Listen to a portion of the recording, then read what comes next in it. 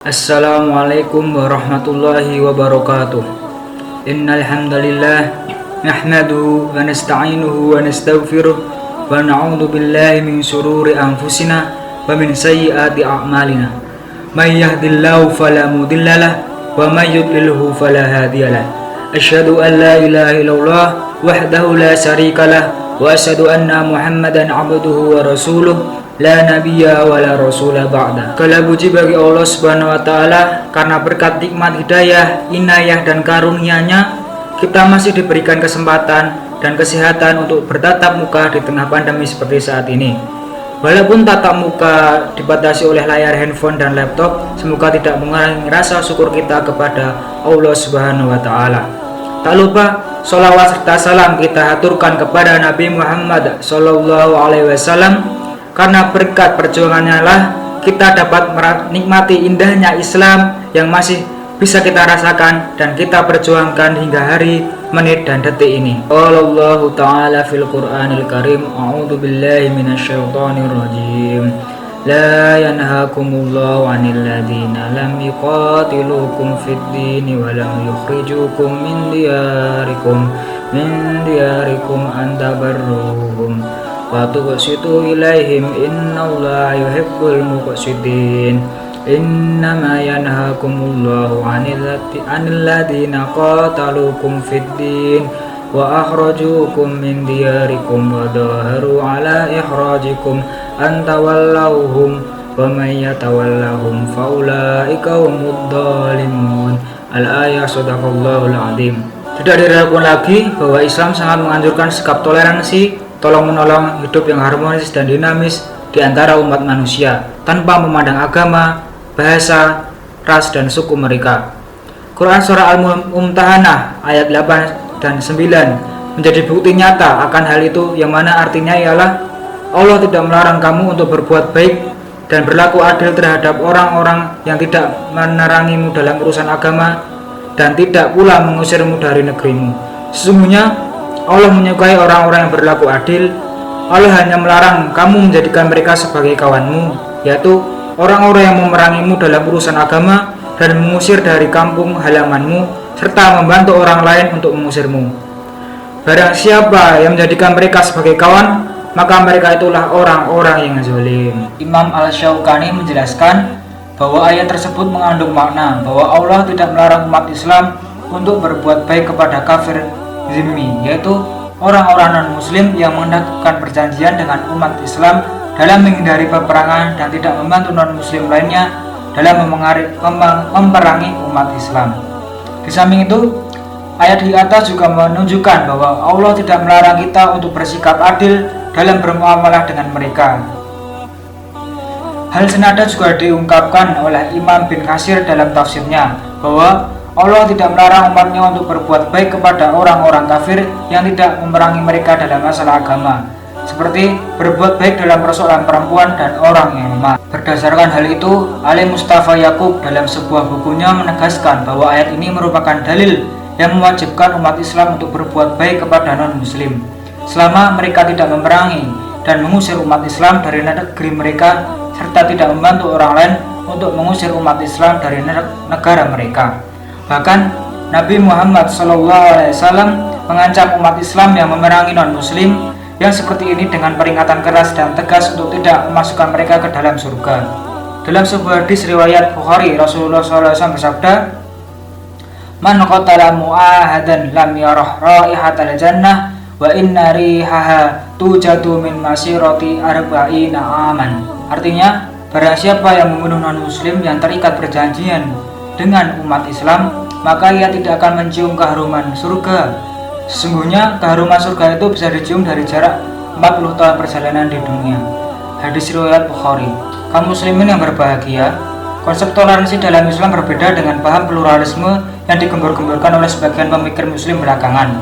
Mereka menganggap bahwa semua ajaran agama bermuara kepada tujuan dan maksud yang sama. Bahkan mereka menganggap benar semua agama-agama yang ada dan pemeluknya akan masuk surga bersama-sama dengan umat Islam kelak.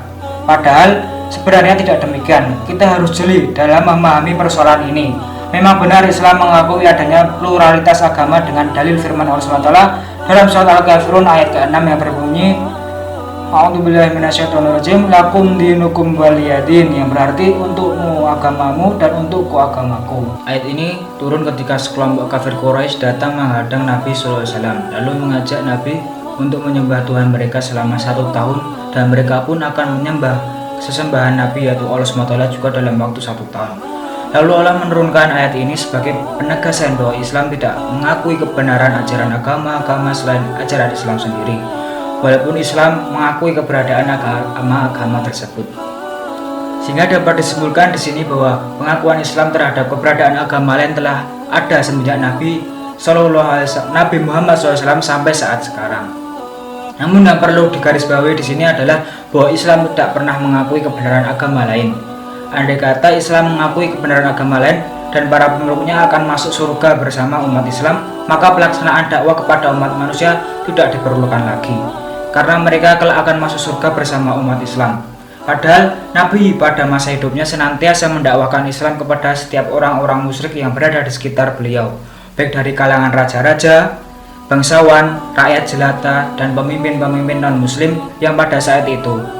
Rasulullah SAW pernah bersabda dalam sebuah hadis riwayat Muslim, qala Rasulullah sallallahu alaihi wasallam, walladzi nafsu Muhammadin biyadihi la yasma'u bihi ahadun min hadhil ummati yahudiyyu wala nasraniyyu summa yamutu wa lam yu'min billadzi ursiltu bihi illa kana min ashabin nar.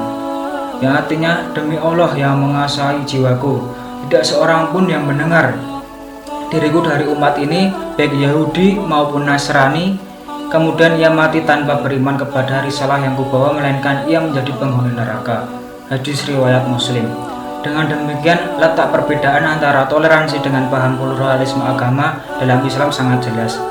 Islam mengakui dan sangat menganjurkan toleransi antar umat beragama. Namun sebaliknya, Islam sangat menentang keras ajaran pluralisme yang membawa kepada keyakinan bahwa semua agama adalah benar, karena satu-satunya agama di sisi Allah itu hanyalah Islam semata. Saudaraku yang dirahmati Allah SWT, di zaman sekarang sepintar-pintar orang ada saja yang mengatakan bahwa agama kita itu semua sama. Salah satu paket liberalisasi dan liberalisme adalah pluralisme agama. Sisi lain dari pluralisme adalah mengakui kebenaran agama lain selain meyakini keberadaannya. Hal itu yang menjadi masalah. Padahal telah jelas bahwa agama yang diridhoi Allah SWT adalah agama Islam. Qala Allah Ta'ala fil Qur'anil Karim, A'udzu billahi minasyaitonir rajim. Innad dina 'indallahil Islam, wa makhtalafa alladziina utul kitaba illa min ba'di ma ja'ahumul 'ilmu baghyan bainahum.